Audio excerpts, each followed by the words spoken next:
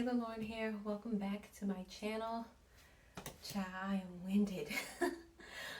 Today's video, I'm going to be sharing with you guys what is in my hospital bag for carry-on for labor and delivery. I am currently 35 weeks pregnant. I'm filming this on a Sunday, and on Wednesday I will be 36. So I'm kind of ahead of the curve. I feel like people normally don't start packing until like 37, 38. But I started getting my hospital bag together like around 30 weeks. That's just the type of person that I am. I'm very type A. So I just wanted to share with you guys what I have packed and kind of give you a little bit of backstory on how, what our birth plan is, right? Because I feel like how you plan to deliver determines what's going to go in your hospital bag, right? So this is my first baby, first pregnancy. I am low risk by the grace of God. I do plan on delivering vaginally and naturally if everything goes well. So we don't plan on staying in the hospital long, no more than 24 to 48 hours, especially with COVID. I know that hospitals are trying to get people in and out. My husband and I are in the Atlanta area. We were going to deliver at Northside, but we do have a doula, and as of right now, Northside is not allowing doulas into the hospital, but Emory is. So we switched our delivery hospital from Northside to Emory, so we will be delivering at Emory so that our doula can be there to labor with us and support us. So this is my hospital bag. It's just going to be a carry-on. This is something that we already have in a set that we got from Macy's. I was thinking about, getting a cute little duffel that says mommy bag and all that kind of stuff, but I was like, I already have lots of duffels that I don't use enough. So I was like, I'll just use, what we already have. And it has wheels. It'll be easy. I have my things and baby Blair's things. My daughter in here. My husband will probably just pack a backpack for himself or something like that. Honestly, y'all, like ideally for us would be to have an impromptu home birth and push her out at home, take her to the hospital, get her checked out, and come back home. Hopefully we won't even have to take this. So I tried to be very intentional and very minimal with everything that we packed in here. We also have a list that our doula gave us that was very helpful of things to pack. Hold on. So this here is just kind of like my preparation book that it's a combination of things in here from my provider and from my doula. So I have like this roadmap for a healthy pregnancy checklist from my OB's office of like when to start reviewing insurance and taking prenatals and submitting paperwork for maternity leave. All of that is kind of on here.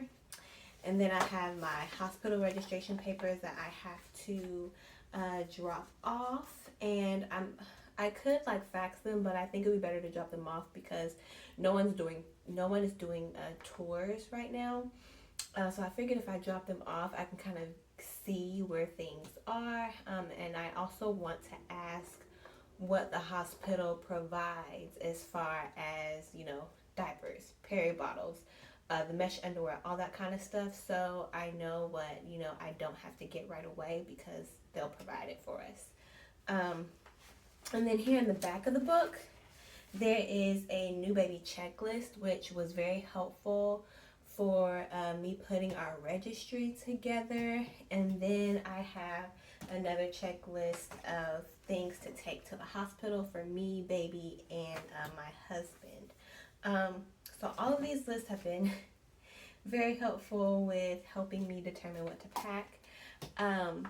So without further ado, let's just get into what I put in here. So first things first, guys, there are some things on my list that I still need to pack that I'm going to probably wait until I go into labor, because there are things that I use every day, like my toiletries.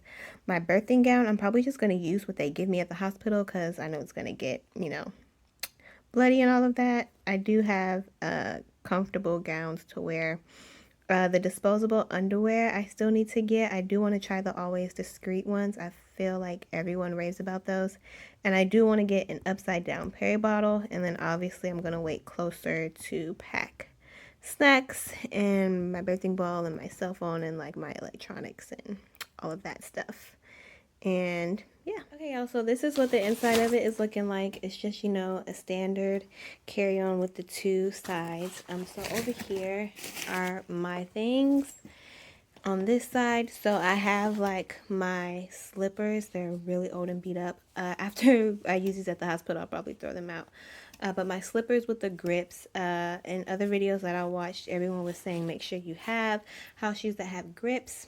I have a nursing bra on top. 2 towels and 4 washcloths, and then I just have like 2 sundresses and a house coat at the bottom, and a going home outfit, which is just like a little sweater set from Fashion Nova. So I didn't pack any underwear because I've heard that they provide the mesh underwear for postpartum bleeding at the hospital, so that's why there are no underwear in here. And actually I'm gonna move my glasses over here and my charger and my fan in case I get hot during labor or just in general. And then here, this is pretty much Blair's side. So in this gift bag, this big gift bag, I have goodie bags for nurses.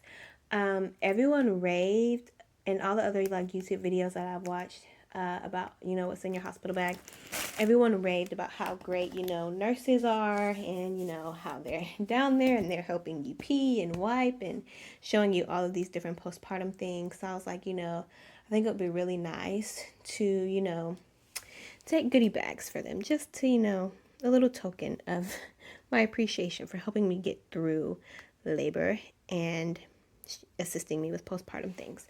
So this is just a little bag with some goodie bags in there, just like, little pieces of candy and stuff like that. I have a breast milk collector by Haka, and then my Haka there. I actually need to get another one of these, one for both boobs. I figured like while I'm breastfeeding her, I could put this on my Haka on my other boob, and I also need to get breast milk bags to put in here. Actually, let me go do that right now. Okay, so I got a breast milk storage bag to put in here. I figured that while I am breastfeeding, I could use the Haka or the milk collector on my other breast. Because, they say like when you're breastfeeding, both of your breasts activate and, you start linking still on the breast that you're not on. I obviously don't know what my milk supply is going to look like, but in case, it's, exceptional, I'll be prepared there. We have a passy for her. And then these are just, her outfits that I have. Her due date is November 17th. It's already kind of like fall-like here in Atlanta. It's getting cooler. The leaves are starting to change and all that good stuff. So I just packed 2 outfits for her, a little hat and a little gray onesie that zips, and then another little hat and a baby blue onesie that zips, and underneath that I have a Velcro swaddle and a muslin swaddle that has these on it. So yeah, just 2 outfits and a Velcro and muslin swaddle for her. And then here I have a preparing for birth book that my doula gave to us. So I'm pretty much done with this, but it has birth affirmations in here. So I figured I try to say these every morning. So I figured that this would be good to take. And it also has the postpartum section that I have not done yet, obviously, because I'm not in postpartum yet. But I figured, you know, I could start that or looking over that at the hospital as well. And then I have this, just like a little extra bag. I heard that most people advise that you take an extra bag for all of the stuff that they're going to give you at the hospital. So that's for that. And then I have 3 copies of my birth plan. And then here is kind of our family folder with, you know, all of our important information, birth certificates and all of that in there.